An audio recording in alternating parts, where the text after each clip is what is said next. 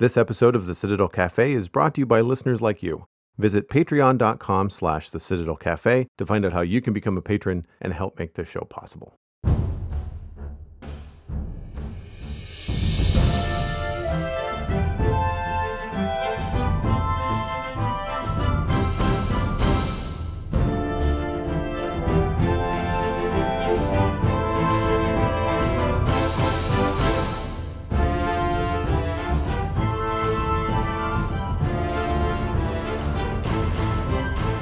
This is the Citadel Cafe, episode number 344 for Wednesday, January 8th, 2020. We're in the future. My name is Joel Duggan, and the Citadel Cafe is where my friends and I hang out to talk about the geeky stuff that we are into. Joining me at the first show of 2020 is Megan Townsend. You can find her at Megan Townsend on all the social media that matters, including upcoming Twitch. I'm putting the pressure on. Hi, Megan.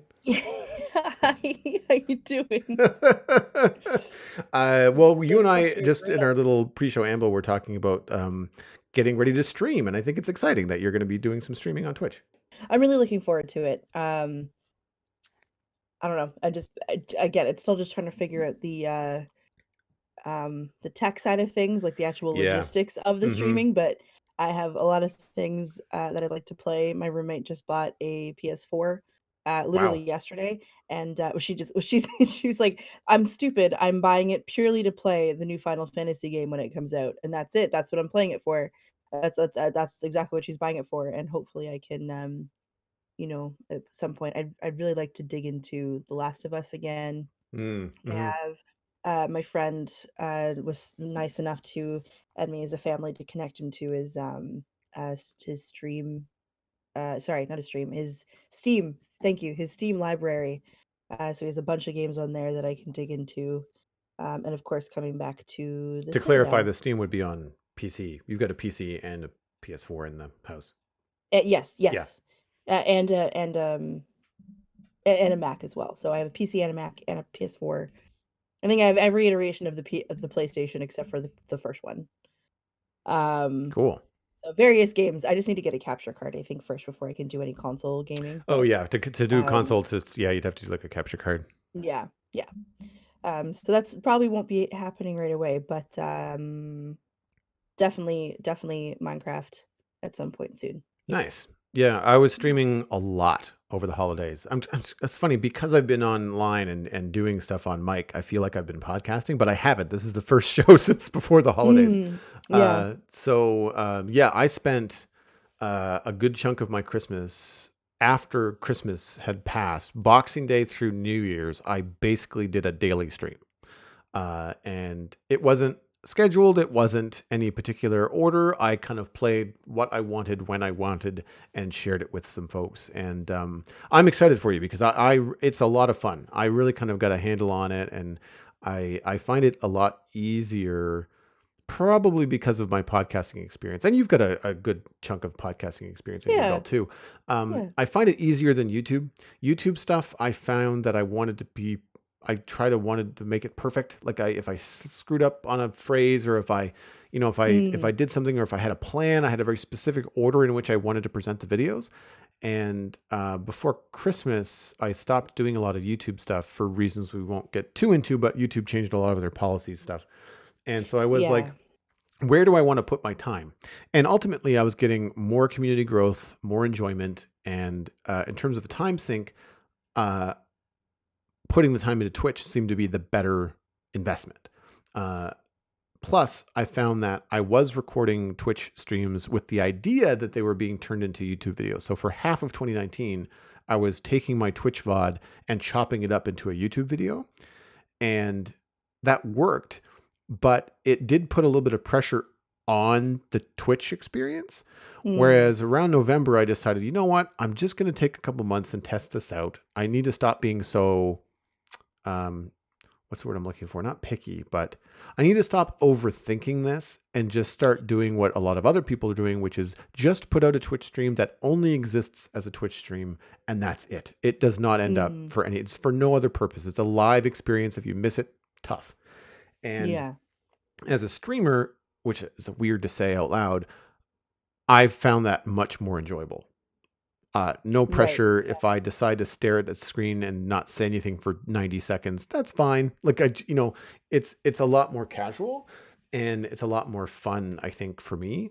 I still might do a combination of both in the new year when it comes to YouTube because I do like YouTube for the discoverability. Like I think their algorithm in terms of popping videos up in front of people is better than Twitch's. Mm, Um, Anecdotally, I don't know the data behind that, but I find that a lot more people will discover me via the Spawn Chunks YouTube channel and then find the Twitch later, yeah. So I feel like as a loss leader, I need to at least keep up some YouTube videos. Um, and really, in terms of Minecraft, which is a lot of what I do on Twitch, you, YouTube is the big stick, right? I mean, Twitch has got a lot of Minecraft, but YouTube has got way more. Like Yeah. you're you're Yeah.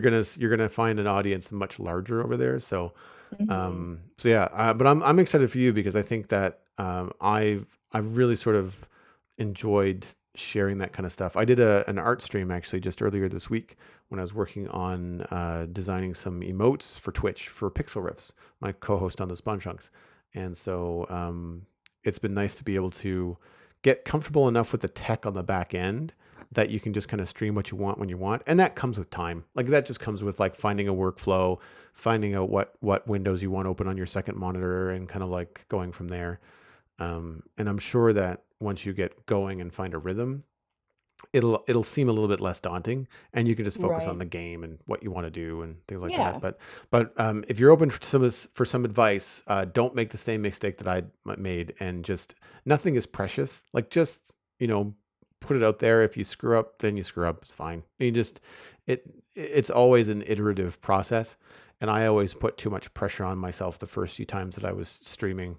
Not well, Mm, first few months, and I wasn't getting enough enjoyment out of it, and then until I let go, especially over the holidays when I played a new game, which I'll talk about later in the show today, um, because it wasn't Minecraft, I felt like less of a I need to make this look good because like I don't do a podcast about Satisfactory. I've never played it before. I loaded it up and played the first minutes of it live. So it's just like, of course I'm not going to have any mm. idea what I'm doing. And that's okay. And I find that with that kind of That could be kind of experience, the funny part too, though, right? oh Like a lot of yeah. people who, you get some of the popular gaming YouTubers who do that too. Like they load up a game, and they just do like a live. They do like a Twitch stream without the live aspect of it. Hmm. They just kind of record their reactions to it, Oh as they yeah. happen. Hmm. But like I kind of like that. I mean, and for me, Twitch is not going to be serious, No. so, I mean, if you're screwing up or doing terribly in a game, it's funny at that point, and I'm a really bad gamer, so this is just gonna be an exercise in me failing royally for a live audience to witness, so that's kinda it's a spectacle for all of you, you can all laugh at You'll me, you'll that's what need it's you'll gonna need a be. decent emote for something like instead of "Oh Megan Townsend," you need like an "Oh no" or a Yeah. or a "Oh I fail" well, or something. so my login username at work is OMGN, but a lot of people think it's "Oh my god, no," and I have half a mind to just make it "Oh my god," like OMG. Um, and yeah, I have half a mind to change it to that. I might because it's nice and it'll be like symmetrical sort of on each side, Mm. but also just I don't know, just kind of funny. So I should probably just be like, "Oh my god, no." And the thing that I do apparently I didn't my boyfriend makes fun of me so much. Apparently I do this thing where I always go like, "No!" Like pitch my voice up really high when I say no, or I'll be like, Oh, "No!" like Or when you're gaming? well, in general, about Oh, anything. It's like a okay. thing I just do all the time, Huh. so now he always makes fun of me where he's always just like, "No!" He just, like, makes fun of me all the time for doing this stupid voice. So I feel like now I Huh. need to make, like, an emote that's, like, wailing in the distance with, like, "No," or No, something in the yeah, background. right on. So, yeah. Fun. Um, for I have to work on my own emotes. I don't really know what to do. As long as I've been streaming, we don't really have any like memes, or we've got a couple of commands like Joel's a perfectionist, and um when something goes wrong, I've got a command where it quotes Han Solo from Star Wars. Like, we're fine. Amazing. Everything's fine. We're all fine. How are you? Like just stuff like that. And when you like you've fallen down a hole in Minecraft or like something like that. Yeah. And some of the mods will use them. And I think my favorite new one is some people will lurk. They'll say, "Hey, I'm not really here, so I'm watching, but I'm not going to type anything because I'm at work or whatever." And so we've got lurking, and then you just do a command lurk, and then the chat room will say, username is isn't here is isn't here right now, but they're crawls under a rock to watch, always watching. Like Yeah. it's like just a Yeah. little funny like that. Uh, Is that with Nightbot that you're doing that? yeah, so Nightbot, and they're Yeah. really easy to set up. The hard part is remembering to turn specific ones on and off. Like so, for example, Mm. and we can get into Satisfactory in a minute, but Satisfactory is a game I'm new to, but it's not new. It's been out for a while now, 6 or 8 months, and it's had 2 updates. It's an early release, but there's a lot of people out there that have played through it already. And one of the favorite pastimes of Twitch people is to come in and backseat game or just tell you what to do, despite the fact that you've labeled your Twitch stream new to the game. Please, no spoilers. No one reads the title of your Twitch stream, by the way, just FYI.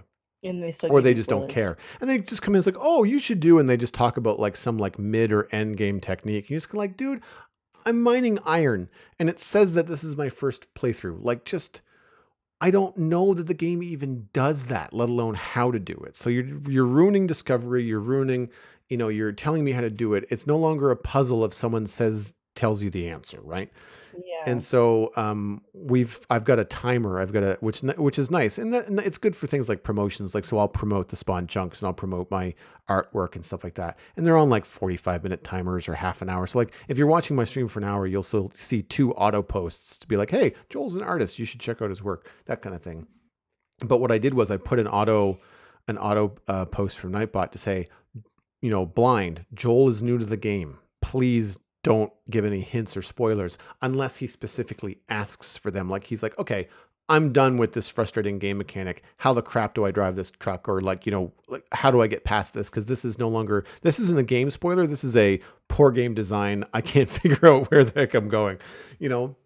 And so I had to Mm. put that on a 15-minute timer. Now I have to remember to go turn that off when I play Minecraft because I'm not new to Minecraft and I can't have that tick by. So I have to remember to go disable that. It's an easy thing to do. You just have to remember to do it. And so I've had some people in my chat be like, "Hey Joel, you might want to turn off your Satisfactory reminder." Oh shoot, sorry, because I'm playing Minecraft and I totally know what I'm doing. So that Mhm. kind of stuff has been challenging. But before we get into, I guess, what I've been playing, I do want to mention a little bit here at the top of the show in terms of some Disney Star Wars news. I got an email just this morning, I think, that you can now stream The Last Jedi on Disney Plus. I don't know I don't why know why you'd you want wouldn't. to, but you can. But Yeah. that's the okay sure headline. But the really important headline is that there are new episodes of the Clone Wars coming to Disney Plus February 17th. Oh.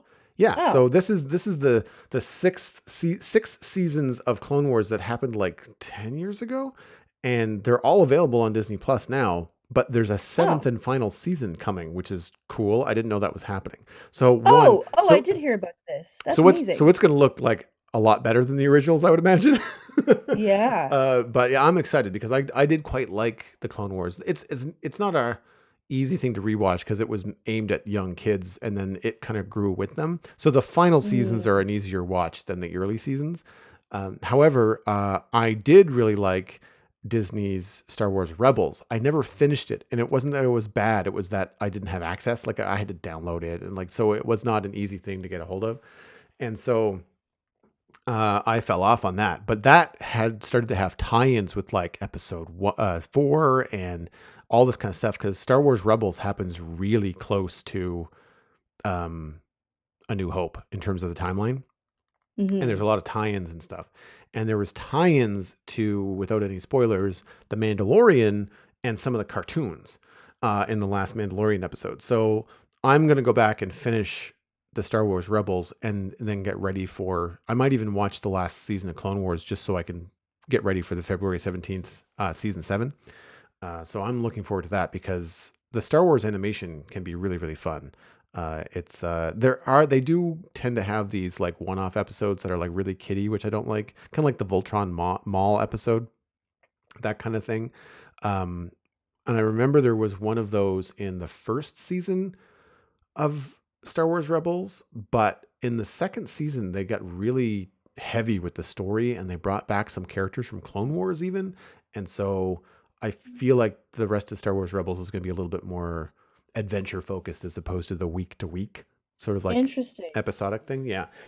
And I was talking to Peyton over the holidays because there's another one called Star Wars Resistance, which ties into the new movies, The Force Awakens, and all that kind of stuff. And apparently, it's not great. The Star Wars Resistance animated show is not very good because they tried to do the cell shaded stuff, but apparently they did it very poorly. And Peyton has seen both. He's seen Resistance because his son is into it, and he has seen The Dragon Prince, and he was like, The Dragon Prince is much better. So Star Wars Resistance apparently not very good. But I would be more interested in the classic canon, Star Wars Rebels, and like going back to the older timeline as opposed to the new. So there's a lot of stuff Hmm. coming with Disney Plus between now and what most people are now calling the Mandalorian channel. Until season 2 of the Mandalorian comes out, there's a bit that you have to kind of wait for. But I was going to cancel Disney Plus, but now that I know that there's a new set of Clone Wars stuff coming in February, I'm going to hang on to it for at least another month or two. So my roommate and I got Disney Plus a little while ago.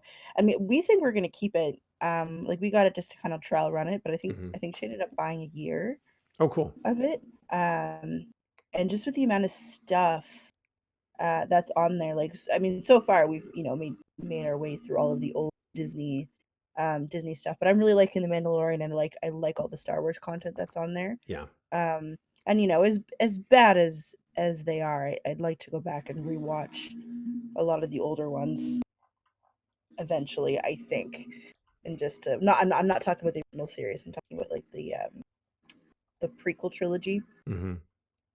Every once in a while I like to go back and watch them just to remind myself how bad they are. I don't know why. It's like Mm.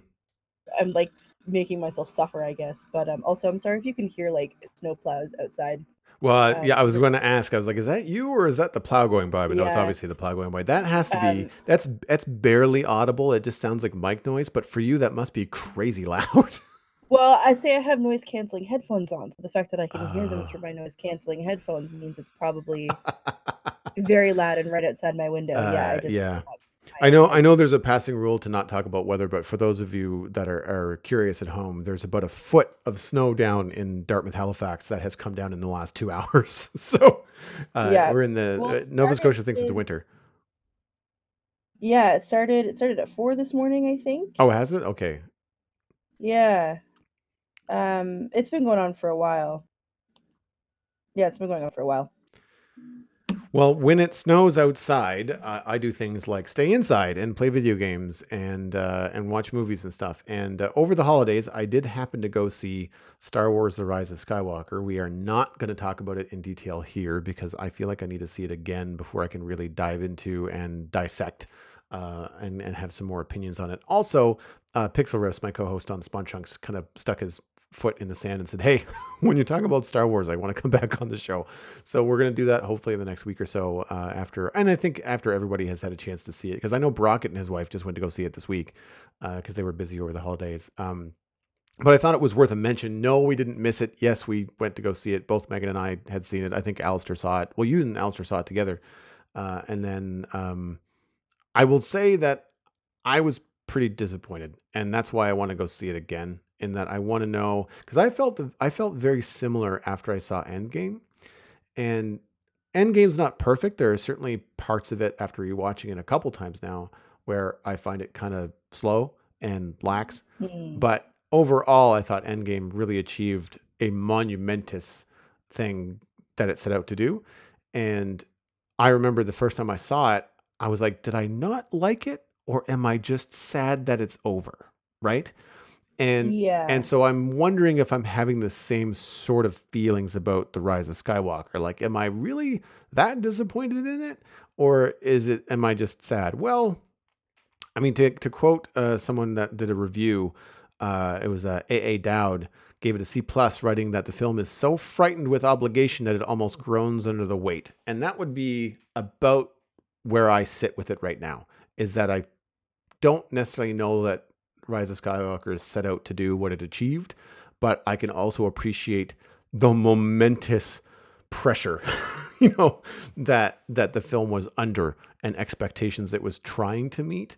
So I need to know whether I need to maybe lower my expectations and see it again or whatever. So those are my quick thoughts on the Rise of Skywalker. Megan, I know that you and Alistair saw it over the holidays. What were your first impressions? I didn't hate it. Actually, you know what? I didn't mind it. I had a fun time. It definitely like at the end of it, I looked at it and said, and it truly was a Star War. Um, and that's taking a joke from a friend of a friend of a friend. Yeah. But I no, I liked it. It felt like a Star Wars movie. It felt cheesy. Um, to me, the stories were always very um obvious. Like even in the original trilogy, I went back and watched them recently. I'm just like, this is the most obvious thing. Um, like the plots are very generic.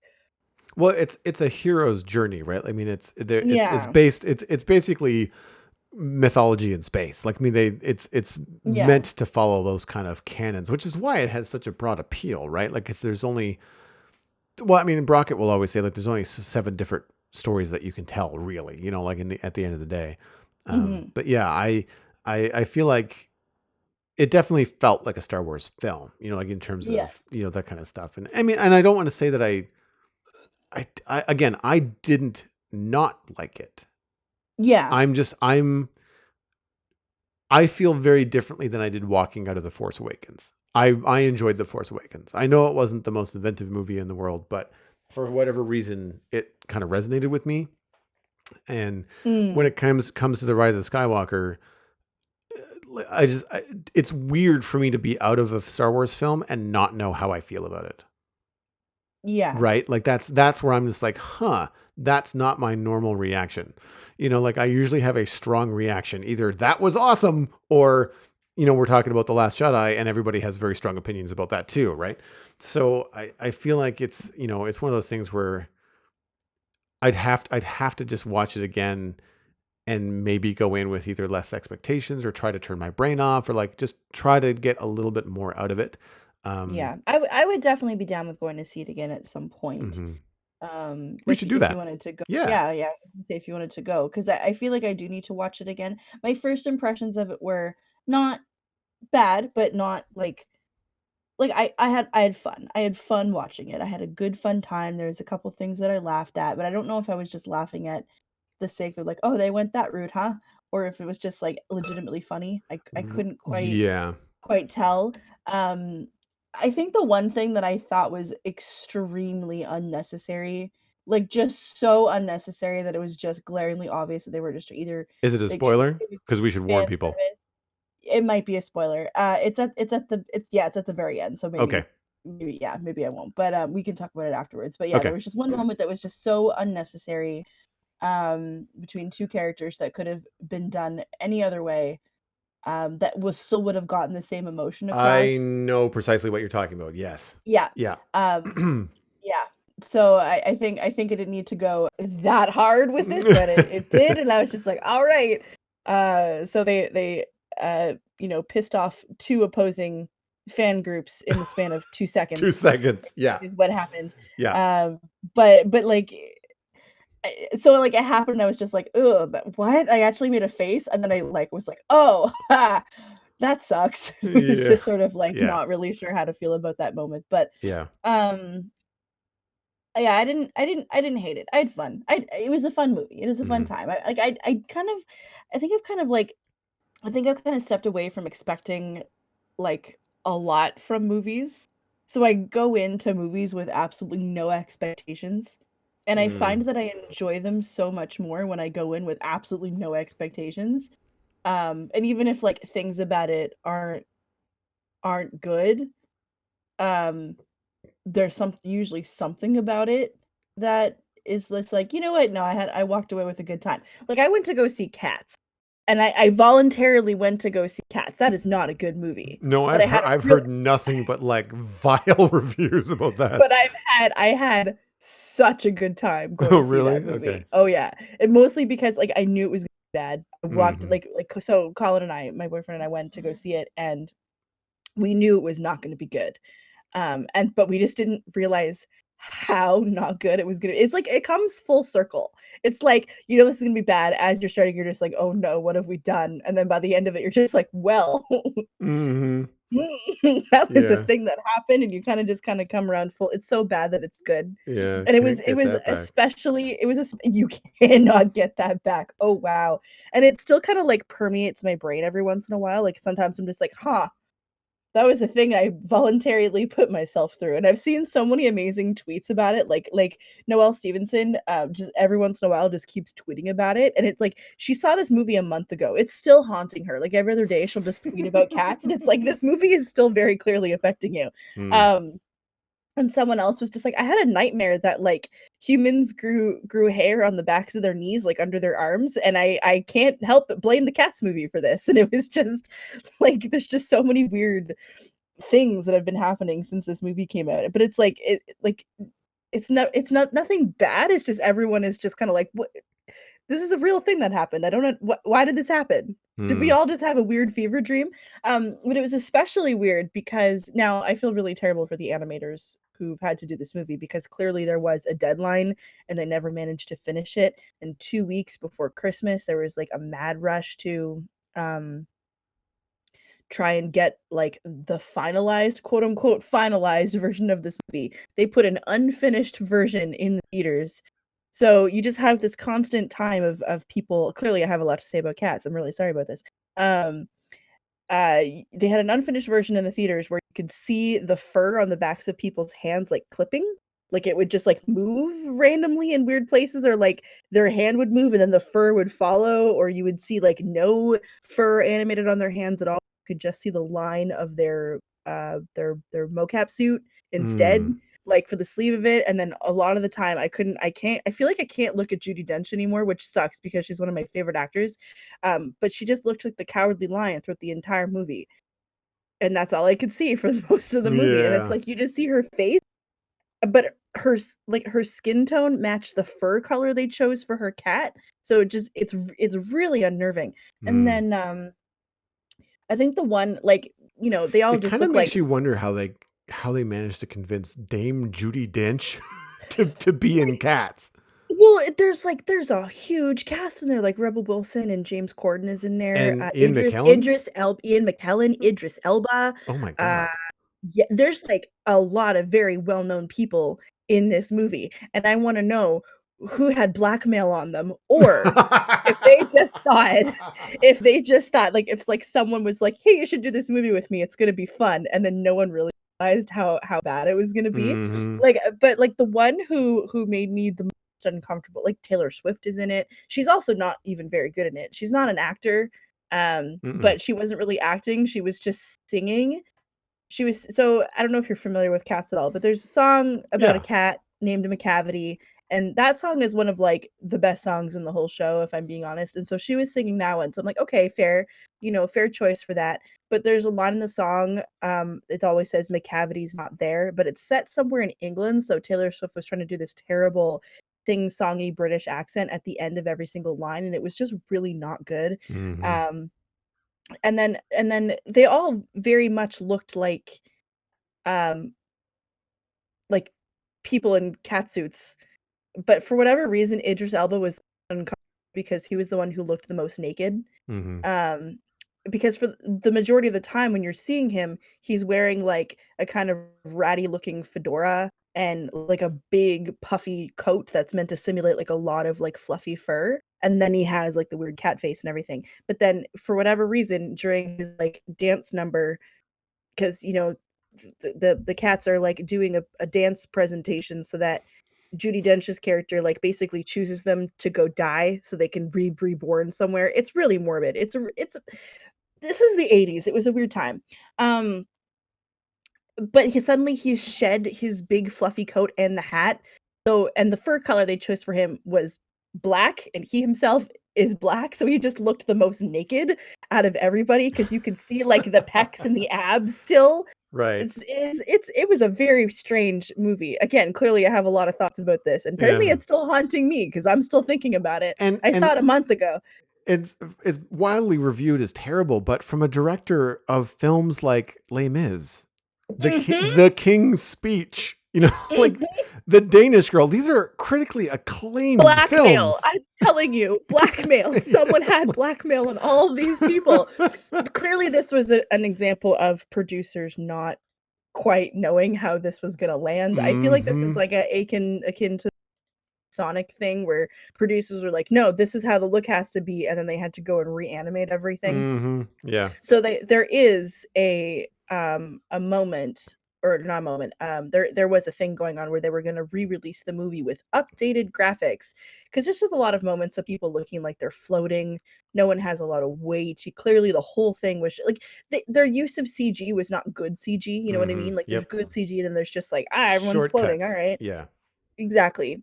So I kind of feel bad for the animators who had to hang around and fix the problem so close to the holidays because you know damn well they're getting paid a pittance for that.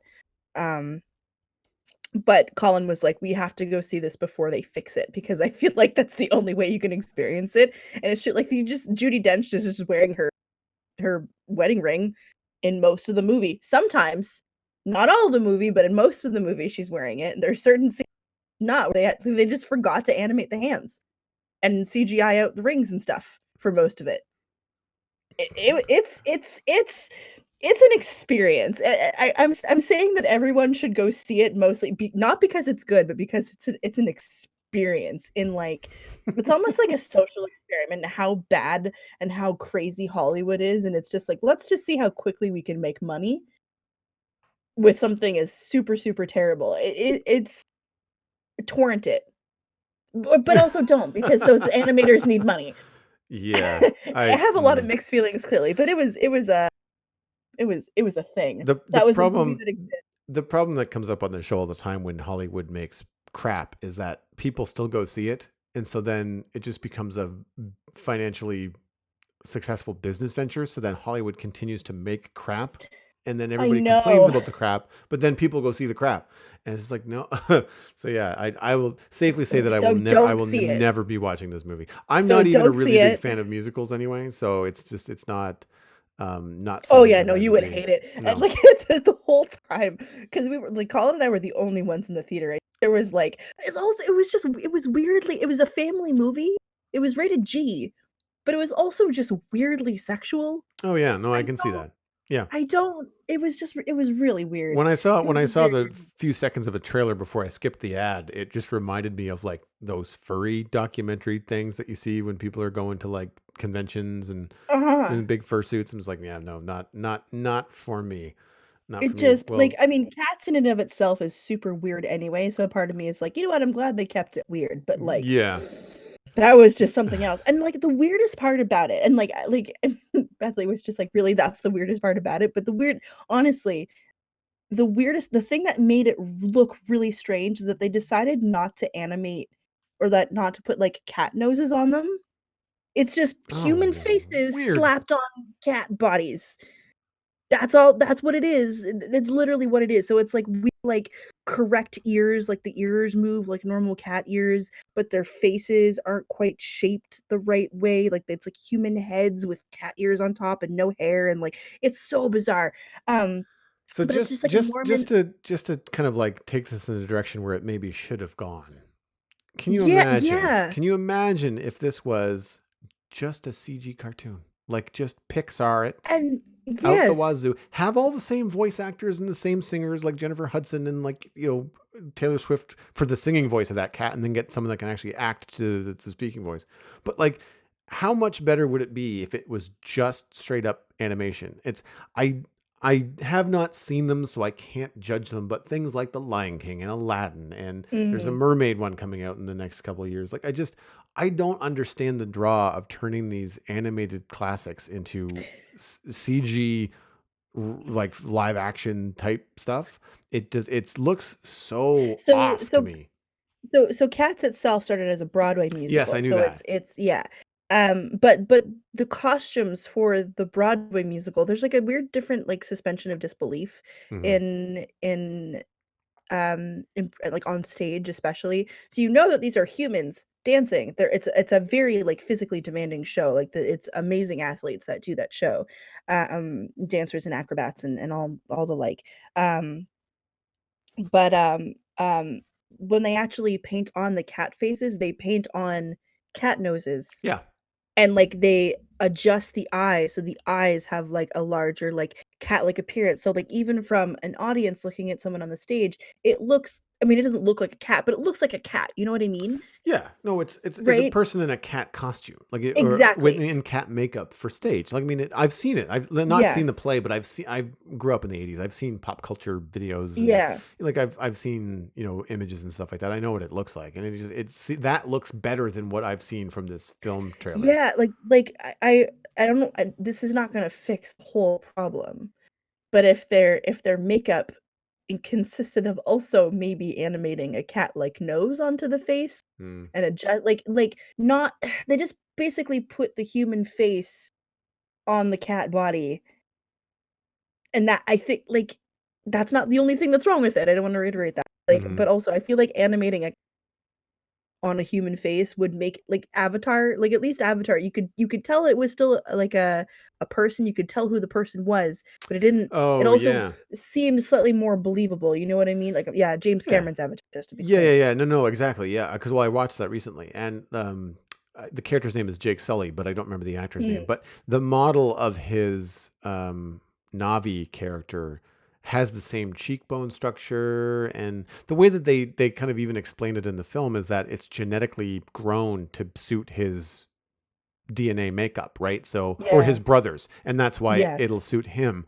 And so because 'cause they're identical twins. yeah, so that when he's in it, it's good for you as an audience person too, because then you get to see the actor's expressions and I'll Mhm. stand by the fact that Zoe Saldana does a phenomenal job in that film. She's so good, Like I she's mean, so good in her that the film. Navi character of her doesn't so much look like her, But but it does, though, at the same time. yeah, I mean, it does because it moves like her, but I find that because the female Navi have such big eyes, I Mm. feel like they It's more so in, like, the mouth expressions. mm, yeah, maybe. I think that's what it is. Yeah, I just find that the female Navi characters have like a triangle head, whereas at least the males they have more of a human shaped skull, like they have Mm. jaws, and so I find because they I can't Sute I think is the other guy's name. Stute, yeah. Yeah, he looks like the actor as well, and I even knew who it was before I saw the behind the scenes, just because of how much he looked like the actor,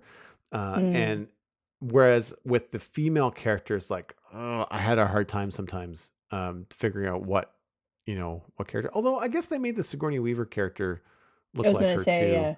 But yeah. I guess the thing is there is that in those situations you see the human before you see the Navi version, whereas with the Navi natives, of course, you don't. There is no human version, so you don't see the actor in the film before you see the Yeah. actual avatar. Anyway, excellent example from years ago of that Mhm. being very well done, Mhm. right? Mhm. Right. Mhm. Anyway, we should probably move on. Anyway, So yeah, yeah, so go cats. see cats at your own risk, I guess. I guess Or is don't, and or that's don't. totally fine too. Yeah. I took one for the team and went to go see it for everyone, so you can Yeah, there all you go. Not but now happy you here. don't have to. Mhm. But we should probably move into I we'll talk about The Witcher. I think that's probably the next thing because Yeah. we both you and I have seen the whole thing.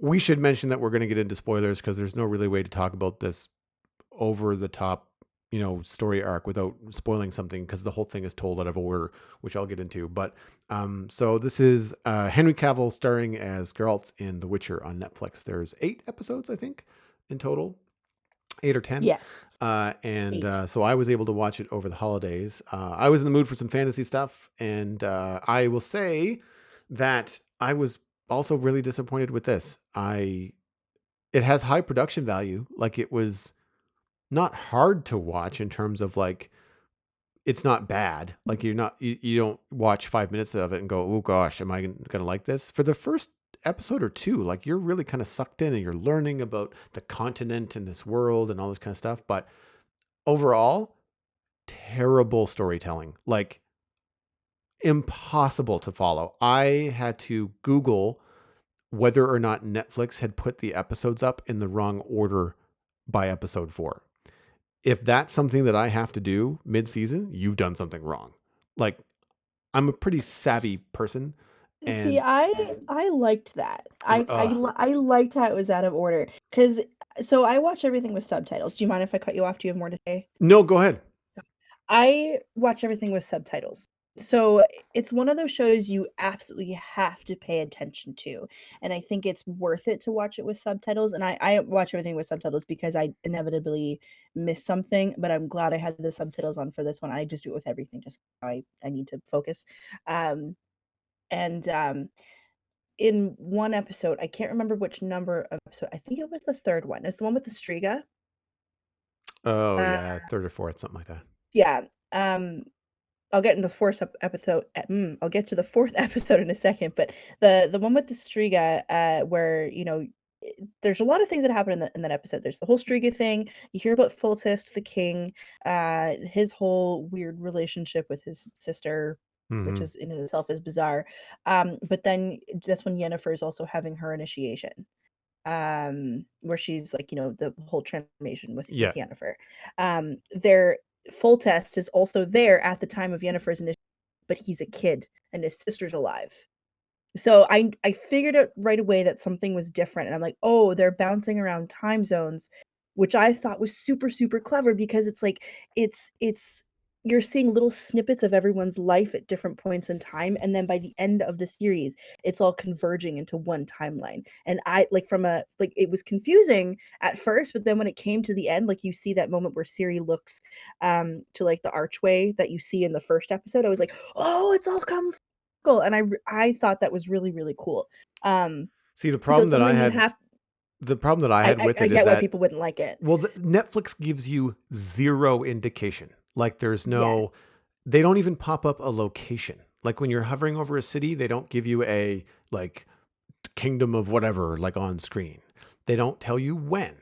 They don't Mhm. tell you, and I don't need like, made up dates, but you could even just like, for example, I'll tie something to World of Warcraft. The Chronicle books that I'm reading for World of Warcraft, they tie everything to the Dark Portal. So the Dark Portal is a huge event in that world, and they say 2,000 years before the Dark Portal, 500 years after the Dark Portal. It's like BC and AD in our current, Mhm. time, the way that humans track time. So like that to me at least gives me a point of reference. They don't even give you that. So, and there's a couple of big events that seem to happen. There's a huge battle that happens in the first couple of episodes, and a lot of people die, and it's bad. And yet they never tell you when that happens. Uh, the other thing that I find so terrible about the way that they jump back and forth is that I can handle it if different episodes happen in different orders. And again, if you gave me some sort of indication. Yeah. But they switch timelines from scene cut to scene cut Yeah. with no explanation whatsoever. And Mhm. so in one episode, you're watching this thing happen and people die.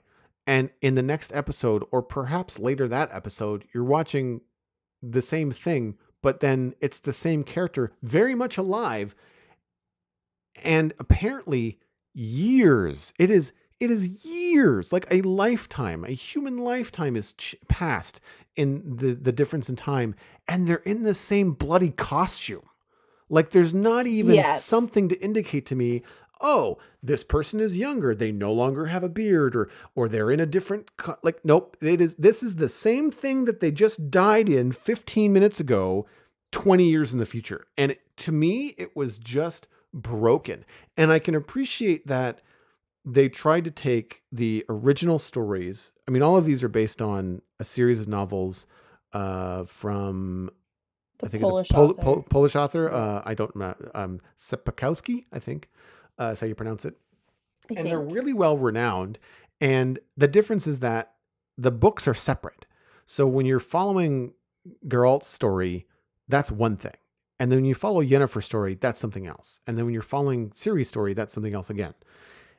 And the showrunner decided to combine them all into this one series, so that essentially you're not getting huge swaths of episodes with no Henry Cavill, would be my guess. Because Mm, otherwise he's going to be in it for one episode and then not in it for two, and then in it again. And so you have to kind of chop things up this way because each of yeah. these stories is told over a vast amount of time.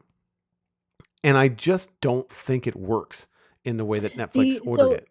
the important thing to notice about I totally respect that. Like I feel like I have a bit of an advantage because I know a little bit about the lore of the world already. I definitely think that for people who don't have as much information about the lore of the world, um, a lot of things can definitely get lost. Um, Which is my mo should be the which mission of the show, right? yeah, Like you should be exactly. treating it like this is your first time, which is what I am. I've Yeah. I've heard of the video games, but I've never played them. Yeah. Now my mom's watching it, and I wanna she's hasn't finished it yet, and I wanna get her opinion on it later, because she's never heard anything about The Witcher before. Like, Mm. I've not told her anything. This is her first time watching it. But, yeah, important distinction to make is, um, Geralt is the main storyline you should be following, so his is in complete chronological order. Actually, all of their No. stories are really in chro yeah, his stories when you watch his story from the first episode that you see him up to when he meets Ciri, everything that happens with him is in chronological order. Mm, His like, every scene with him is his own chronological order. Every scene with Yennefer is her own chronological order. Every scene with Ciri is in her own chronological order, but where they put the scenes is not in chronological order. So if you watch it again from just Geralt scenes, everything from episode 1 to episode 8, everything that happens with Geralt is completely chronological. And same with all the characters. They all have their own respective, chronological stories, but the way they're being told is not chronological. no, because they go back in time with Geralt. He goes back to he talks to the king and the queen about the law of surprise, and that's not the first episode. That's like the fourth or fifth or something, and that's back in time. Is it back in time? Oh, I Yep. thought everything was chronological. Oh, Nope, that's how because Ciri's not even born at that point. Because Ciri's the No, surprise. but when you see him in the first episode, though, that's even before he's gone back for the he hasn't had that prize yet. When you see him, that Butcher of Blaviken scene, that is, like, 5 years prior to when he goes back to talk to them. Like, in the whole thing in Blaviken where he has that fight with Renry, like, the very first episode where you first see him, that's 5 years prior before he even goes to talk to the king and queen about the Law of Surprise. That's, like, prior. That's Right. prior to everything. So, and this is what I'm trying to say is that the show is so bad at Mm, communicating that. right.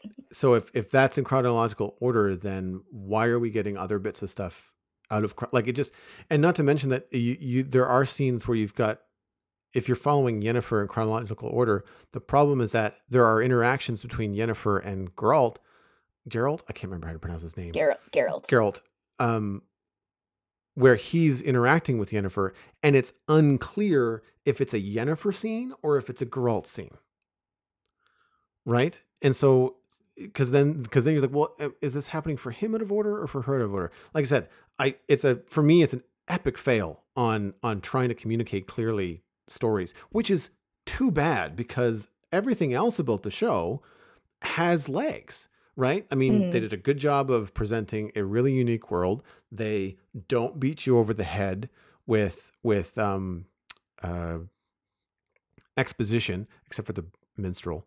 Like so, like you when you're into there, you're curious about the continent. How do witches work? How does magic work in this universe? Oh, there's elves. Are they good elves? Are they bad elves? Like, what's the deal? mm, And so they set all that kind of stuff up in a really high production value. And I want to try to balance the conversation so I'm not always ranting about it. But I mean, like, it's not a hard show to watch. It's just a hard show to follow.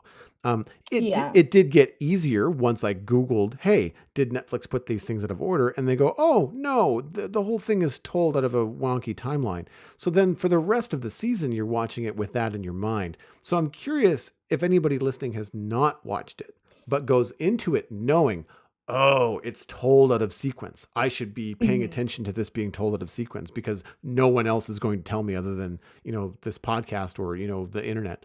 Um, and I think that's the thing. Like, I mean, if you're going to be putting out stories, the stories have to stand on their own.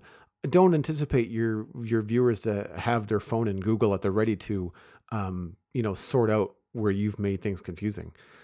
But on the positive note, I mean, it's the costumes, the sets, the filming.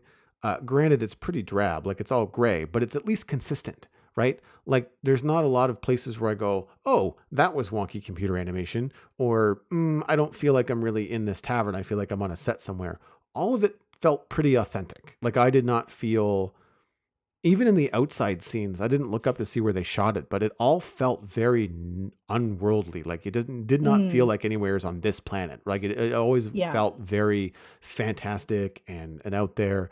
Um, like you mentioned earlier, what was the name of that monster? It was the Striga. Striga. So all of the monsters are interesting, unique. It's not Dracula and werewolves. And there's even a Mhm. funny comment about someone talking about a werewolf, and then I think Geralt says like, "Yeah, they don't exist," like just like, Yeah, yeah, or they yeah. don't work that way, or something like that. Like this. So all of the kind of classic tropes that you hear in monster movies, like Van Helsing, are quickly squashed. Be like, no, no, not happening here. But in a way that is appropriate for the world, right? Um, I know that you really like, magic and stuff like that in media. I thought it was really interesting that magic had a cost and Yes. you had to learn how to Right. control that cost. Mhm.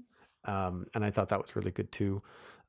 Really good performances. I thought, Yeah, I thought the acting was amazing. yeah, I mean, Anya Chalotra, I think that's how you pronounce her name, who plays Yennefer, was fantastic.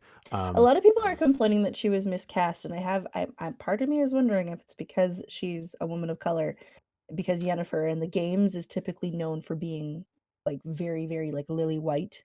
well, I mean, Um, the whole thing is a Polish, like Norwegians. I imagine yeah, most characters are probably pretty, I pretty would white. pretty white, and which is Um, fine. It just, I think, and I don't mind the casting. I think it's fine. yeah, I think, but like what I loved about the casting in this is that like, Triss especially, Triss is the only one who looks so unlike her character in the games. Who's Triss? Remind Um, me. Triss is she's the woman who's the mage to King Foltest who like helps Geralt with the Striga. She's the one who like who Mm, she's got like she was wearing a blue dress I think in the beginning. She's the one at the very end who like gets burned. She makes like the wall of vines and things. Um oh, right. Yes, yes, yes, yes, yeah. yes, yes, yes, yes, yes, yes. So Triss is um yeah, she's the first one, the only one really that's super, super different from how her character looks in the game. Her Right. character in the game is, a redhead. Oh, well, there's Like another a really, redhead, really which, like, they're, yeah, yeah, that's yeah, Sabrina. right. So Sabrina looks more so as like Triss looks in the Mm-hmm. video games, but I like how Triss looks in this. Like I love that the casting didn't really play Hmm. a part in, or like race didn't play a part in terms of casting. No, I mean, and Yeah, for and I love someone that's that. outside of the games, like, had never seen any of that kind of stuff. I mean, like, uh, Cavill, they made him look like Geralt. I mean, he looks great. Mhm.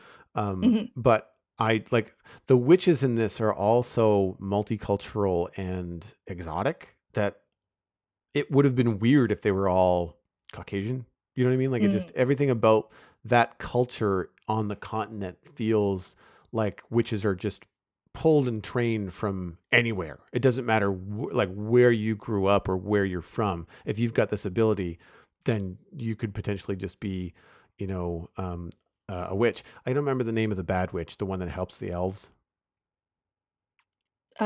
or not The elves, elves. not the elves. It's a kingdom that Oh, sounds like oh, elves. Nilfgaard. Nilfgaard. I can't Yeah, remember her her name's, name. Fringilla, Yeah, but I mean, the actress that they got to play her is phenomenal, and she's, and I mean, she's beautiful beautiful, and black as night. Like, I mean, just stunning, like, really dark she's complexion, and like, there was a shot of her, like, it was, like, really dark powerful. and her f like, her face was just illuminated in the most amazing way, and I was Oh just like, "Oh, yeah. you are so gorgeous." I mean, some of the Um, cinematography is fantastic too. I oh, mean, like I said, it's not hard to watch, like in terms of it visually looks visually. Yeah, amazing. It yeah. looks incredible. Never do you say Um like, "Oh, that's a cool CG effect." You're like, "Oh, she can shoot fire." You know, like it's. There's really only one, like, I think, in total, the only episode that I was really, like, questioning the validity of the show Hmm. was, episode 4. It had real, like, community theater vibes to it, because that's when, like, Which one was 4? That was when you're first introduced to the whole law of surprise thing, when Dooney comes and he's like, "Oh, no, I'm owed Pavetta because of the law of surprise," and he has, like, the hedgehog face, and, um, Oh yeah, it's that also was. the same episode where Yennefer is trying to escape from the assassin who's trying to kill the queen with the baby. Um, Oh yeah, no, that, that yeah. whole thing, like, that whole episode, like, anything with That Yennefer. reminded me of WBTV. Like, that reminded me of, Yeah, like, a Flash episode, or, like, it was yeah, hokey. You're right, yeah, it did lose, and I think it was one of those episodes where it was all very bright too. Like, everything was in, like, a throne room, and so nothing was really yes. grim and gritty. It was all very, like, "Why is everybody clean?"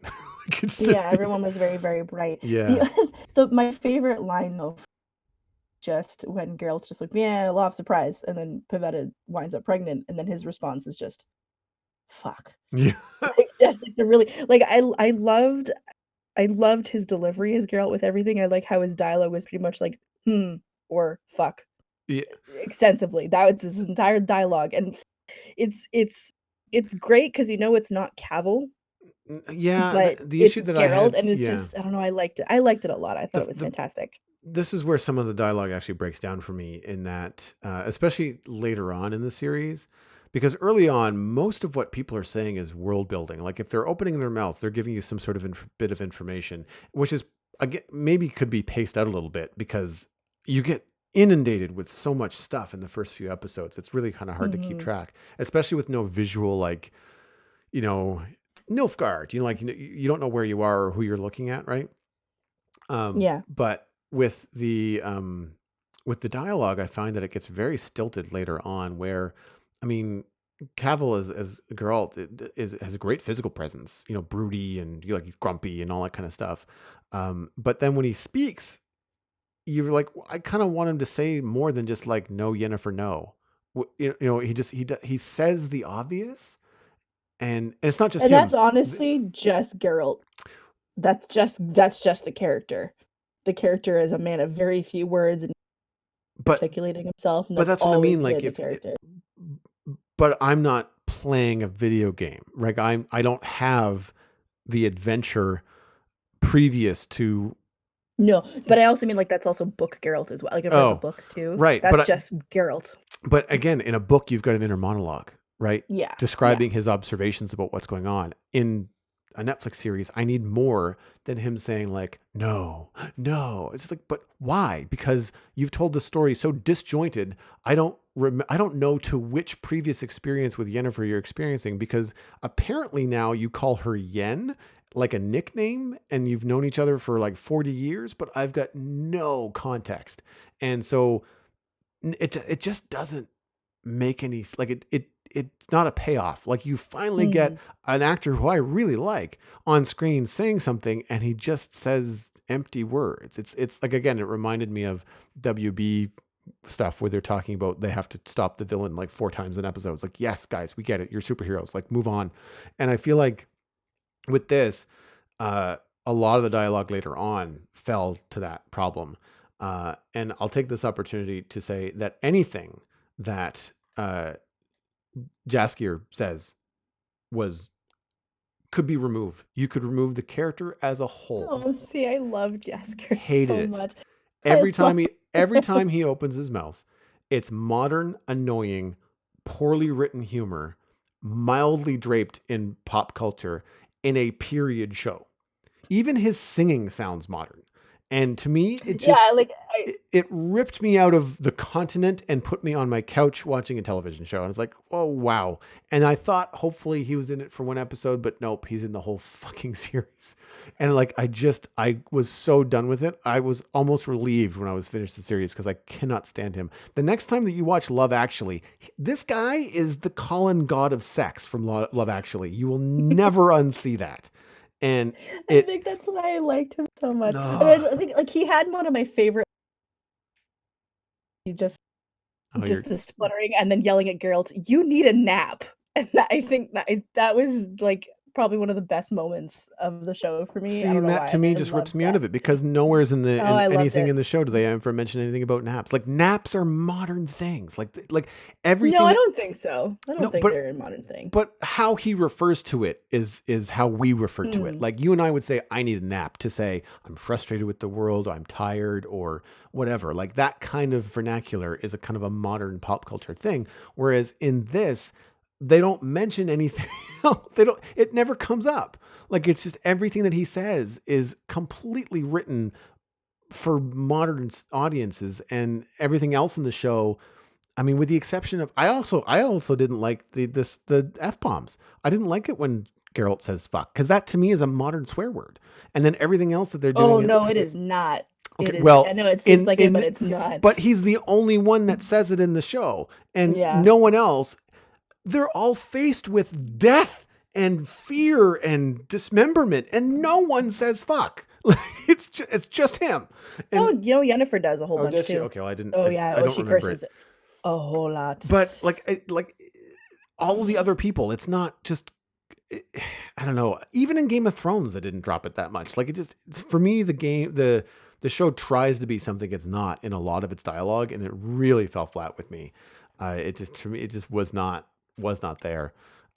I wish there was more sword fighting because when that happened, it was bloody amazing. It was very You good. can Yeah. tell the work that went into it. You know that it's Cavill doing all the stunt work. I mean, I've seen some behind the scenes videos and interviews of him on Instagram talking about it and stuff like that. Uh, I now know why so many of those interviews are focused on the stunts because I think they might have known it wasn't going to land quite as well as they'd hoped. Hmm. But when he was doing that kind of stuff on screen, it was phenomenal. It was not this like endless duel. It was like clang clang, you're dead.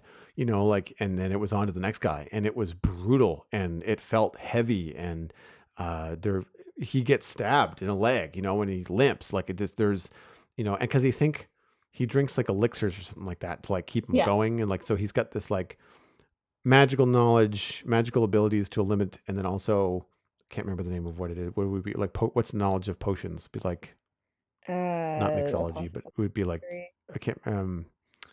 There's a special name for it, and they talk about it in the show. But Apothecary. Being like an yeah, apothecary. yeah. Yeah. So stuff like that. So all that kind of stuff is really cool, but it doesn't happen very much. Like a lot of the time, he's just either riding a horse, rolling his eyes at the minstrel dude, or standing in the corner being grumpy. Um, so I wanted a little bit more of that for a show that talks so much about how important the action scenes were. And there was what, three major fights with him? There wasn't a lot happening over the course of those shows. Um, but I also really liked Freya Allen as Siri. I thought Mm. she was really good, and there was a lot from her. I found, especially because she's a young actress. She's only like 18, and she would have been even younger when they were making this. Um, Yeah. she There was a lot of acting from her without saying much because she had to not Yes. say anything because she was worried about giving herself away as the princess of, I don't remember the name of the kingdom. And so for her, there's just a lot of like emotion through just facial expressions and pauses and like beats, and I found that she was really engaging. And you might be able to answer this question for me because I found this really confusing. The end of the final episode where they build up this whole series to the reunion, or I guess first meeting of Hmm. Geralt and Ciri, Hmm. and it's epic. I don't understand why. Like Um. I don't get why it's so important. So the whole thing, like, so again, I would suggest going back and watching it because I mean, I just like to rewatch things anyway. Um. But so Pavetta and Dooney. Like, do you want any of this?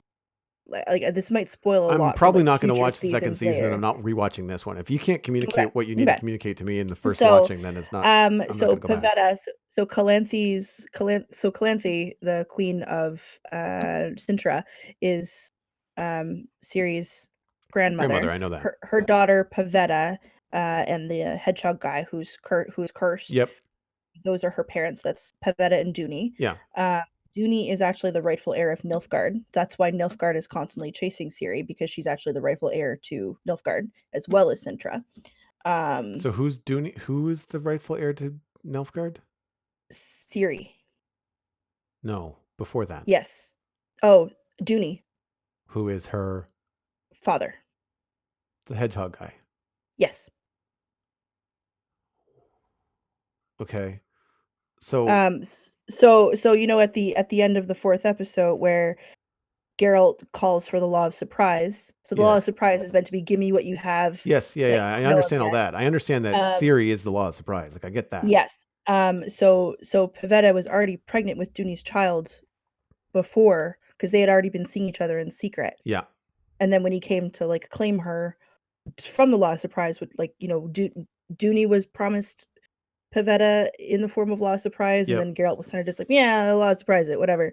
Pavetta was already pregnant, and she didn't know until she had that whole throw up moment, Hmm. and then that's when Calanthe was like, "Are you pregnant?" And then Geralt was like, "Oh fuck, now I have a child of surprise, great."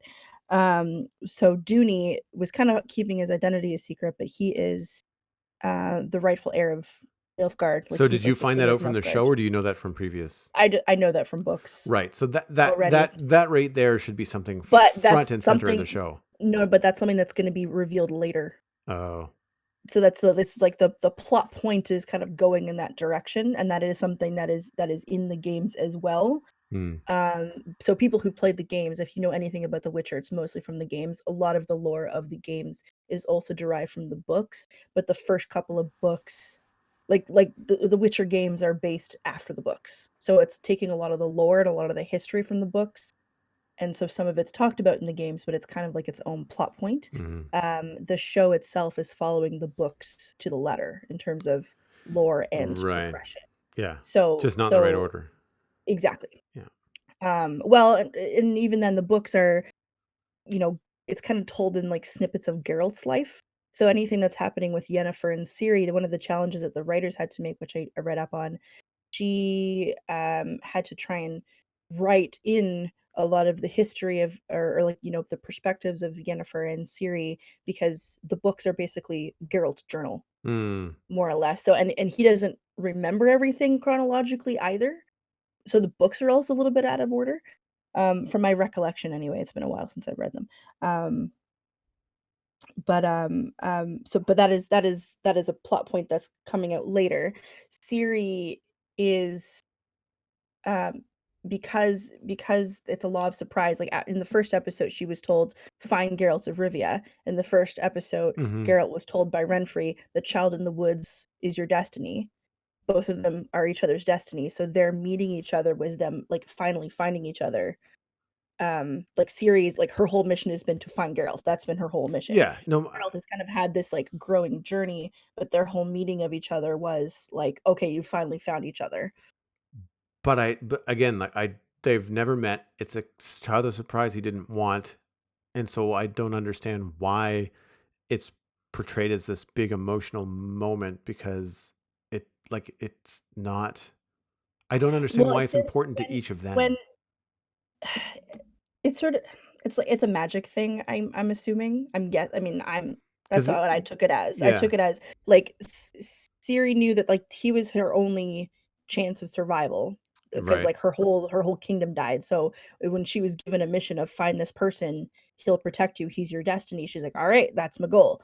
When Sintra fell and Geralt realized it was falling, and he was there to collect Ciri anyway because he knew that there was some war, like there's a lot of wars going on. He Hmm. was like, okay, the whole point of the law of surprise is if two people are kept apart like on purpose, that's kind of when thing like calamity happens. So it's like destiny is kind of just like, all right, we're gonna fuck up everything until things are right again.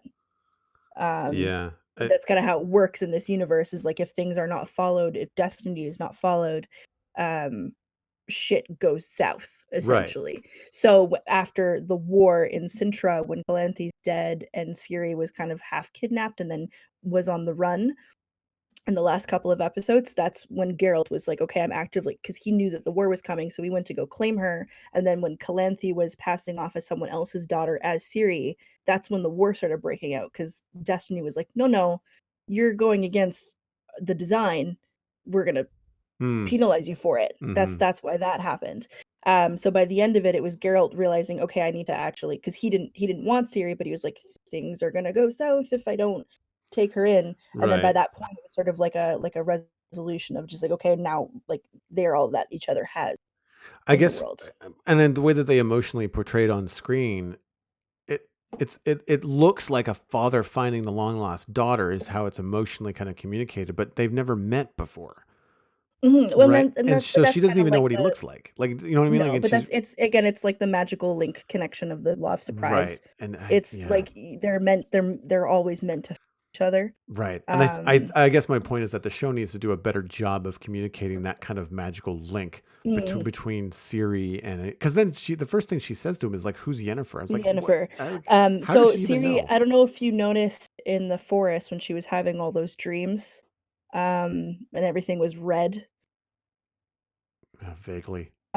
So that was like it was in the one of the middle episodes, five or six. Um, she was having all these dreams where she was seeing a lot of visions, and she was seeing Geralt in her dreams, and she was seeing, wars and everything that were happening. There's also been a couple moments where whenever Ciri screams, it's like it's a loud resonant sound, Yeah, no, and she it blows cause people. Yeah, she does like a yeah, banshee thing, and because well, it's she's supposed to it's be one of these pure blood witch born on the full moon or born on the eclipse or something like that. yes, Yeah. yeah. So like, So she has a lot of she magic doesn't affect her, but she is magical in turn. mm-hmm. I don't know if this is gonna happen in the show, but in the game, she's a witcher. Ah, Like okay. she becomes a witcher. Right. So that well, that Um, would make sense. And again, all this kind of stuff is the kind of thing that they need to add in with like a prologue. If they had told some of these things in a better order, I would imagine my confusion of the way that they jump around. I probably couldn't tell whether the dream was a flashback or a dream. You know what I mean? Like, is mm, this time? Is this happening out of sequence? Is this real? Is this not real? And I think that in order to, if they want to bring in viewers, then they need to communicate all this stuff a lot clearer because the fact that you're catching on to all this because you have all the previous knowledge of reading the books and experiencing stuff in the video games is awesome. And it's great fan service for people that love this world. But it, you, I feel like if you're going to be introducing a series to people, you can't just say, oh, well, I hope you've read the books and played the video games. Otherwise, you're going to be lost. And, yeah, yeah. So like, I definitely feel like it is a little bit non-accessible for people who don't have the mm, previous. mm-hmm, But I did suggest someone at work watch it, and I didn't mention that it bounced around in a timeline. I was like, "You should watch The Witcher. I'd like to know your thoughts." He watched The Witcher in 2 days, and he said, "At first, I was really confused. I get why people." I was reading on reviews afterwards, and he's like, "I get why people were confused mm-hmm, later." But he's the type to watch everything in its entirety, and he was like, "Ah, he got it. He got it." He was like, "So I figured out what was mm-hmm, going on." Um, Everything that happened was interesting enough for him to keep it going. So he was like, "All right, I'm just going to keep watching because clearly something is going to be explained eventually." mm-hmm. Um, and it was. So his whole he was like, it was like a delayed gratification payoff in terms of information, which Yeah. he likes in terms of storytelling. I like Mm-hmm, that in terms of storytelling. Um, do I think it was executed in the best way? Not exactly. I mm-hmm, liked it. I thought it was a clever way of executing it, but for people who, if you don't know it's bouncing around from the beginning, and it did take me a second to figure, um, it can start off very, very confusing. But I think that they've done like just to counter your point of like people being in the same costumes. I know that one of the things that really confused me in like Game of Thrones, for example, was when people look the same, like a lot of like side characters who look the same, who all wore the same thing. oh yeah. I found them very confusing to get straight in my head. What I liked about this is that everyone had a very, very clear design of what their character looked like. So even a character who you just watch getting killed, but then you see him later in the past and he's wearing the same thing. I think it's a way to keep your brain straight with who is who. If he had Mm. been wearing something else or looked different, I wouldn't have known who he was. Well, I And I mean, probably would have even been more confused. yeah, well, the queen's husband there, and I still don't know whether he was a husband, whether he was a like the He's her relationship. second Yeah, the husband. relationship is really strange, but he's a very distinct looking dude. Like you can kind of pick him out of a crowd. I was But talking about Mousak personally. oh, but yeah, for Mousak was me it one was of him. It his. was like because that's when I googled things. It's like I just watched him get an arrow through the head, and then in the next episode, I'm watching him have dinner. I'm just like, and he's in the exact same outfit. And it's just like, Mm. what? Like, I don't, I mean, he's in armor on the battlefield, but underneath it, like the previous to seeing him, he was in the exact same shirt. And I was just like, when did this happen? And that's when I was like, oh, and that I got concerned and thought that the episodes were out of order. I thought, oh crap, am I watching like did I watch episode 3 before I watched episode 4 sort of thing, you know? Because Hmm. that Netflix has done that before. I don't remember what series it was, but at some I point, think it was, I know we talked about it before. I think it was Love, Death, and Robots, and how things were no, not in the same order for no, everybody. no, I'm talking about like a chronological television series. Like there was a mistake. They actually published episodes out of order. Oh. It was early on in Netflix. I don't think you were doing the show with me. Um, but anyway, like that kind of stuff really kind of pulled me. Like it really kind of confused me in the way that they.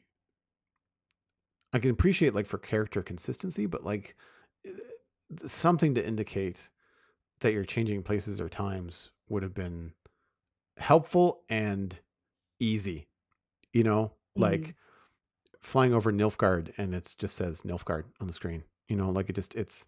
I understand that they don't do that in Lord of the Rings, but you know what, Lord of the Rings, you kind of always know where you are. You know, um, Mm. that kind of stuff. And but I can commiserate with the Game of Thrones stuff because listening to the audiobooks of Game of Thrones, where you don't even have a visual, um, and names are like so similar. So similar. But the thing with Game of Thrones is that everyone is color coded. So this one character is always in one. Yeah, yeah. Yeah. But like there's a couple characters. It was Yara and I don't remember the. Asha was her name Yeah, they switched around in in. the books, but like there's a Yeah. couple of key characters that are like really similar. It's like the first time I read The Hobbit and the guy goes through the lists of all the dwarves like a Biffo Boffo and it's like, what are you doing to me, man? Like, just, like come on, I'm never Yeah. gonna be able to keep all these guys straight. And so like that kind of stuff I always find a little bit tedious. Whereas, you've got Ciri, Geralt, and Yennefer are very distinct names. They're very easy to, I mean, obviously very different characters, but like, um, even I don't remember his name, but the mage that helps with the kingdom of something or other. What's Ciri's kingdom? Sintra. Sintra. That's Mousak. Mousak. So Melsak, like again, very distinct dude. Like you can kind of pick him out. Hmm. Like that kind of stuff was straightforward, and has a unique name. I mean, it's been several weeks since I've watched it, but like stuff like that, I found more unique. Whereas if all the witches had like different names that were similar, like it would become confusing. So, but anyway, Mm. I have a hard time recommending it to people. Like my dad asked about it. My dad loves fantasy stuff, and he's just like, "Oh, so have you watched The Witcher? Like, did you like it?" And I was like, "Ah, I mean, it's one of those things where like I know Dad's gonna watch it, and the first thing he's gonna do is like email me and be like, "What the hell is going on?"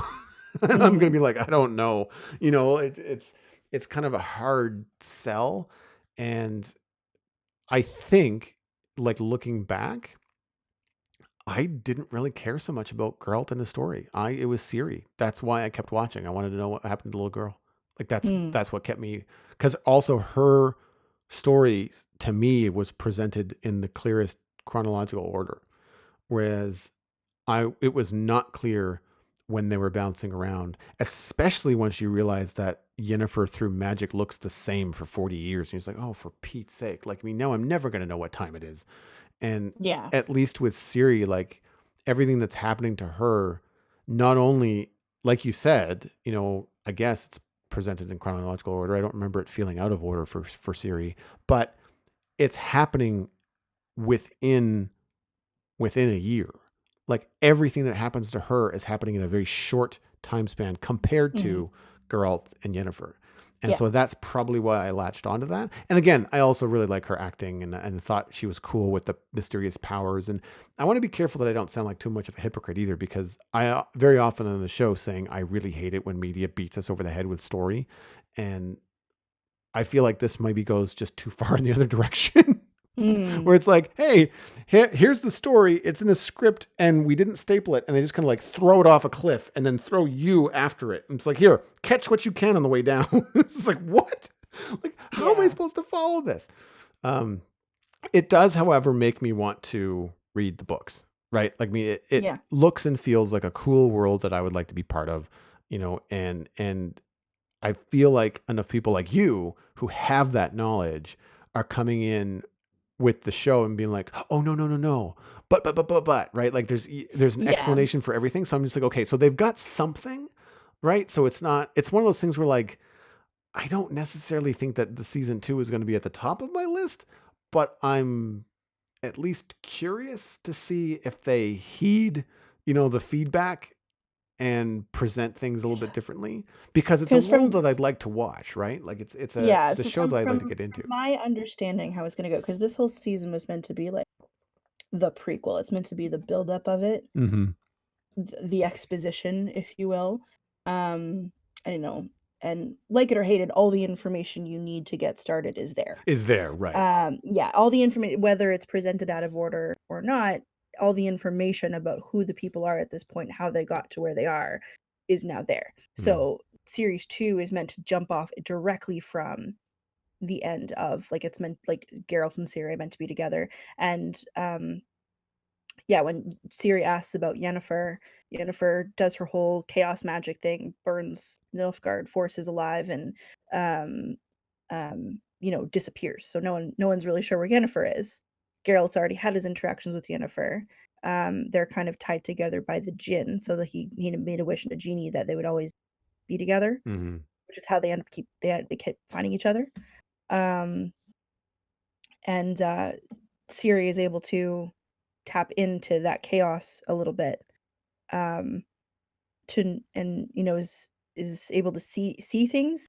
So she probably saw that whole event in a dream, and or overheard someone yell something about Yennefer, and is now asking, like, knows that he's tied to her somehow. Because Mm. Ciri's magical in a way that, like, again, I don't know if they're following.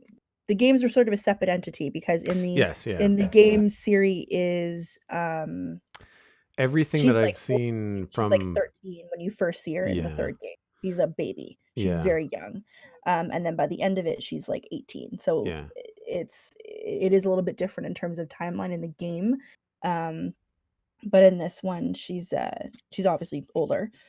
Still a child, but still older. Yeah, Um, I was surprised the actor being 18, 19, I think is playing younger than I think she was supposed to be cast as like a 14 to 17-year-old, like somewhere's in that but range. she also looks very young as Well, well. yes, she's also a very petite person, so she can pass as kind of like Macy Williams, 20-year-old playing a 14-year-old in Game of Thrones sort of thing. hmm Yeah, Uh because she's tiny. yeah, yeah, yeah.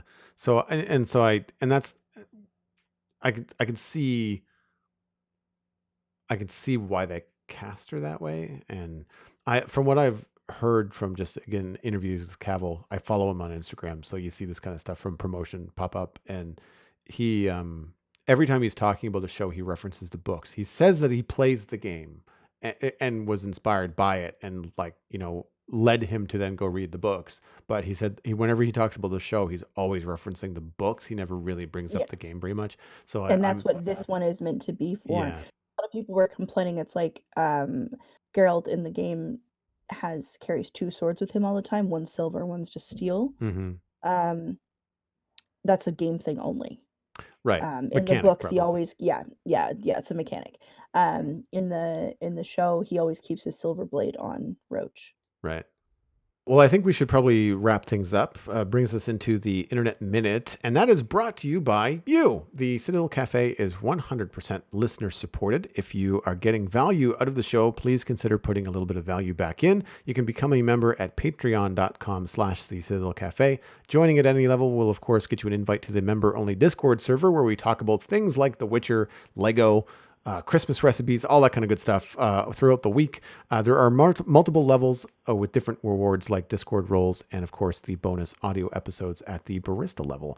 Current patron count is at 16. We would love to make that one more before next month. So if you'd like to become number 17, head over to patreon.com/the Citadel Cafe. My internet pick this week is something I teased very early on in the show. If you're still with us, then I'm going to talk about Satisfactory, which is a game that I picked up on the Epic Game Store over the holidays. Now, it's in early access. It's still in development. So there are some bugs. Not too many, but I've been experiencing them as I've been playing through it. It is a industrial building production puzzle game with like a little bit of survival gameplay thrown in, but it's also very, very pretty.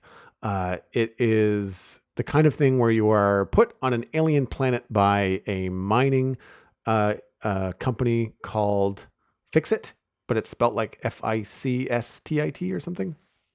Uh, and you have to then create a factory by mining resources. So you have to achieve some goals, build a hub, mine your first bit of iron, create a conveyor belt, all that kind of stuff.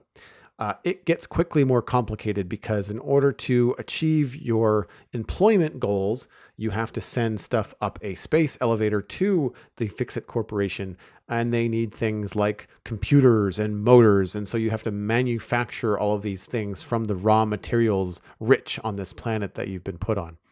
Uh, Everything surrounds the idea of industry and your job. Uh, Mm. Fixit is less concerned with your safety and more concerned with damaging their property. So anytime you're in peril and you might die, you get a warning like, warning, Fixit property may be damaged, not you're going to die. It's like the equipment that you're carrying belongs to us. Please don't hurt it. Like stuff like that. Right. So it's got a really kind of grim, dry sense of humor. There is a computer assistant called Ada, the administrative digital assistant, similar to Portal, with GLaDOS. And so she's got snarky remarks and stuff like that. Like, you could use this computer interface for things like monitoring your production or internet dating, which we don't encourage. We're always watching, like stuff like that. Mhm. So it becomes a really fun romp to get in and play around. It gets very complicated very quickly, and I like it. You have to mine iron and copper and limestone and coal. You have to power everything. And as you learn more skills and unlock more tech trees, then you also put more demand on your power grid. And so there's a lot of back and forth. But then you kind of couple it all with the kind of building that you would have in a game like Minecraft. So you have to lay down a production floor. You can build these different contraptions and they all feed into one another at different speeds. And so, like, if your iron node is producing 60 iron ore per minute, and you have a smelter that only smelts 30, then you have to split that track into two smelters to make sure that you're being the most efficient. Stuff like that. I really enjoy it. It's also just, like I said, very, very pretty. There is this crazy manta ray that flies around in the sky. It's the size of a 747.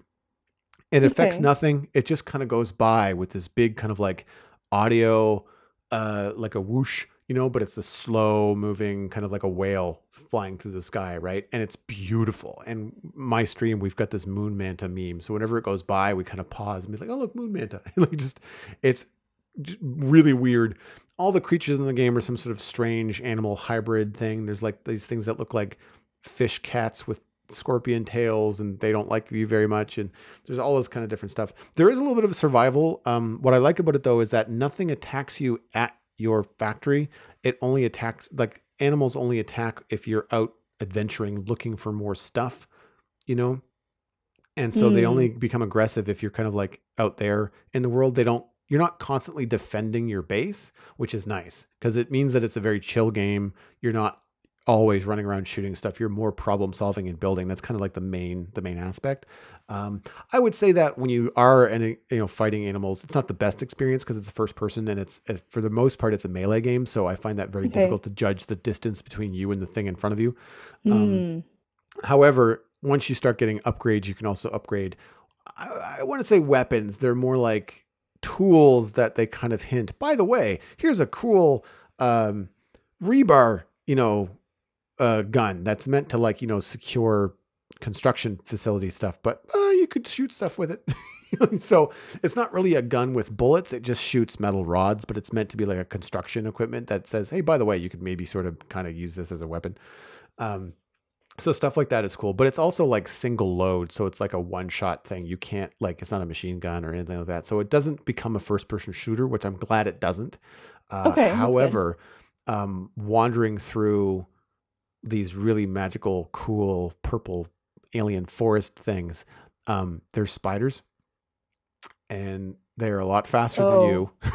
They're the Oh, size of a small dog, and oh, they make no noise. They just skitter. And so you're playing headphones and you hear, you're like, oh, what the hell is that? oh. You know, like just, and you turn Oh, you know what around to that have this reminds me thing of coming actually? at you. You ever see That those? reminds me of like the clickers from The Last of Us.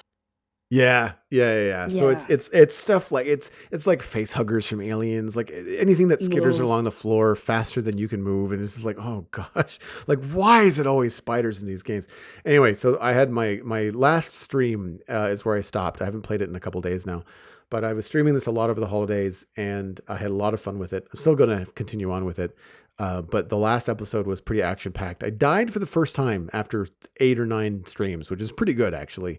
So it's not a game that puts you in mortal peril all the time, which is nice. So Hmm. it like I died not to these spiders actually. I died to some gas, which the game didn't clearly tell me that I was driving through, which is unfortunate. Hmm. But yeah, so I had to turn around and face these spiders. So that clip of me dealing with these things for the first time is in that episode, that episode 8, I think. And man, like it's definitely an experience. So I'm at this stage now where I've kind of used all of the resources available to me in my immediate area and reached the point where the game says, okay, you need now crude oil, rubber, and circuit boards to move on in the tech tree. And I am nowhere near any of that. So I now have to go adventure, probably build a second base, and then try to connect the two. And there's all these different features that they've come up with.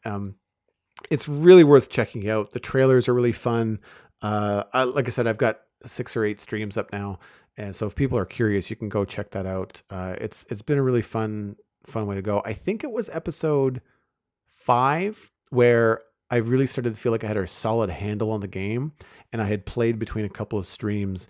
And so at the beginning of episode 5, I kind of give like a brief rundown of like what we've done so far. So it's a good kind of like jumping in point to be like, okay, so I'll get a little bit of an explanation before we move on. So yeah, I would highly recommend it. It's $30 regular price. I've got it for 16 on the Boxing Week sale, but if you keep an eye on it on the Epic Game Store, I'm sure it'll be on sale again. Interesting. I'll have to give that one a check out. Well, that wraps up this episode of the Citadel Cafe. A little bit longer than usual, but Megan and I haven't talked for a while, and we had a lot to cover over the holiday break. If you Sorry, the cats thing derailed us. I'm No, it's sorry. fine. Derailed by cats. What you know you're talking to Megan when. The citadelcafe.com is an excellent spot to go to find links to all the different stuff that we talked about. The show music was of course composed by Kevin MacLeod. You can email us at thecitadelcafe@gmail.com. Hopefully going to be talking about the Rise of Skywalker in the upcoming week. So if you have thoughts and feelings, please let us know. Send us an email. Find us by name on Twitter and Facebook, or subscribe on iTunes, Android, Stitcher, and Spotify. But word of mouth is by way the easiest way to support the show. It is 100% free to poke a friend in the arm and say, hey, you should listen to this. So please go ahead and do that. My name is Joel Duggan. You can find everything I am doing online at joelduggan.com. And if you're interested in hiring me, then just drop me a line there. You can check out my other podcast all about Minecraft at thespawnchunks.com. We're going to be back next week. That's Monday. I believe that's January 12th with a new episode as well. And twitch.tv/Joel Duggan is where I'm going to point you for my current, I guess, home away from home. When I'm not doing work, I'm streaming on Twitch. So, Megan, where can people find you and what you do online? People can find me online on Twitter, Instagram, and YouTube at Megan Townsend and twitch.tv/Megan Townsend as well. You've been listening to the Sizzle Cafe, where we are fast, easy, and cheap, but you can only pick 2.